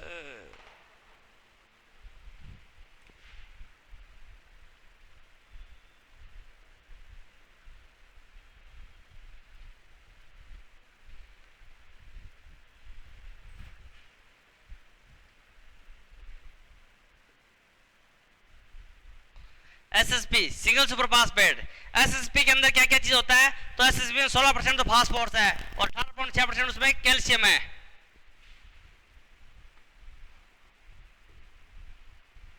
P2O5 P2O5 कितना है? 18%, सॉरी 16%, ठीक है। और 18% उसमें क्या है? कैल्शियम है। कितना परसेंट? 18%। क्या चीज है? 18.6% है। 18 मान लो या 18.6 मान लो। 18.6% उसमें कैल्शियम होती है एसएसपी के अंदर, ठीक है। और इसके अंदर 12% सल्फर, 12 या 11.8% क्या होता है? सल्फर होती है, सल्फर की मात्रा है, ठीक है। और इसके अंदर और एक चीज और होती है, वो क्या है? मैग्नीशियम 0.5%।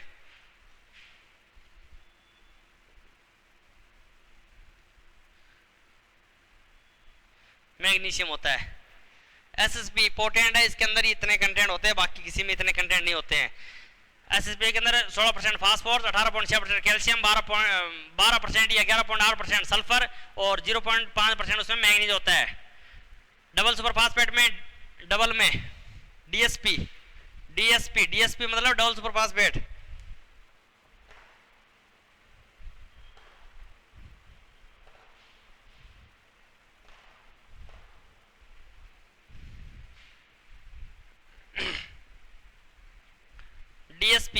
डीएसपी मतलब डबल सुपर फास्फेट में 32% फास्फोरस होती है। और टीएसपी ट्रिपल सुपर फास्फेट, इसके अंदर कितना होता है? 46 से 48%। 46 से 48% इसमें फास्फोरस होती है। 46 से 48% ट्रिपल सुपर फास्फेट में फास्फोरस की मात्रा है। और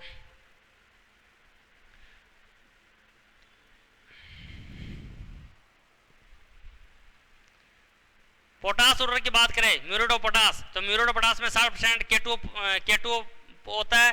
और सल्फर ऑफ पोटास की बात करें तो उसमें 48 से 52% K2 होता है। और नाइट्रो पोटास की बात करें तो उसमें 13% नाइट्रोजन और 44% K2 होता है।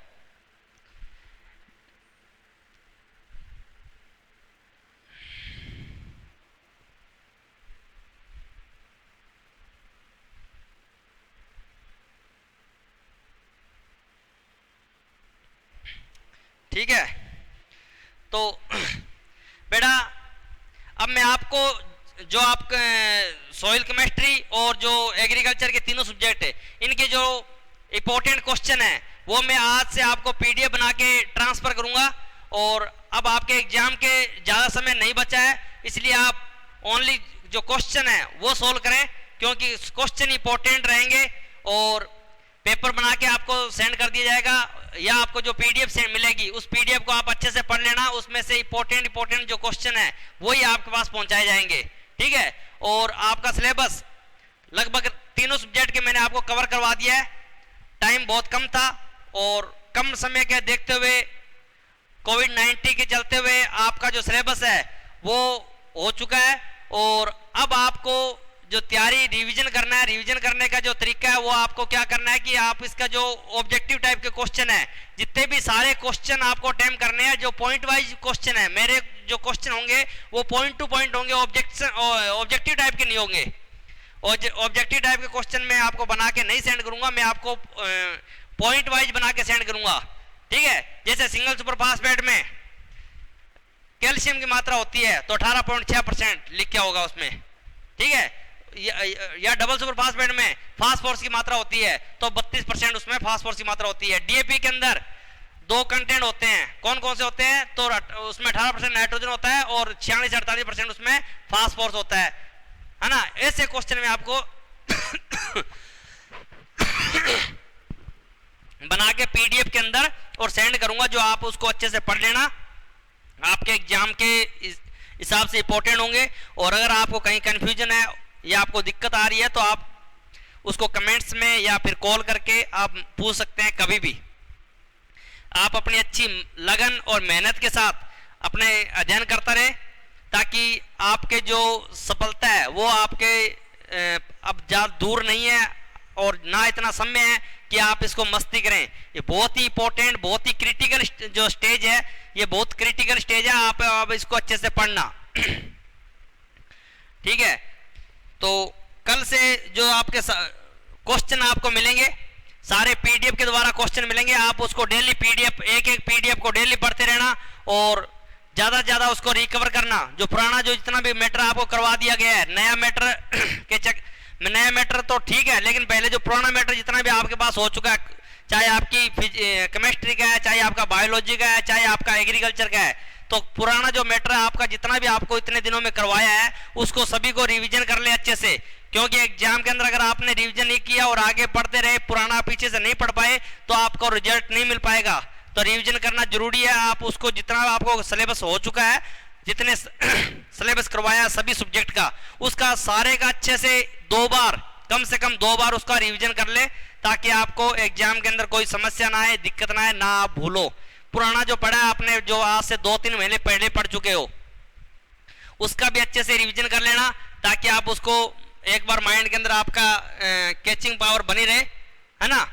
तो सभी बच्चों को मेरी तरफ से एग्जाम के लिए बेस्ट ऑफ लक, और मैं आशा करता हूं कि आप अपना भविष्य उज्जवल बनाने के लिए आपको सभी को अच्छी गवर्नमेंट यूनिवर्सिटी जो मिले, जिसके अंदर से आप अपना जेट का एग्जाम पास करें या बीएचयू या फिर आप आईसीआर का एग्जाम पास करके बढ़िया यूनिवर्सिटी से आप अच्छी जो गवर्नमेंट यूनिवर्सिटी है, प्राइवेट से मत करना, गवर्नमेंट यूनिवर्सिटी से ही बीएससी करना, प्राइवेट यूनिवर्सिटी से बीएससी कभी भी मत करना।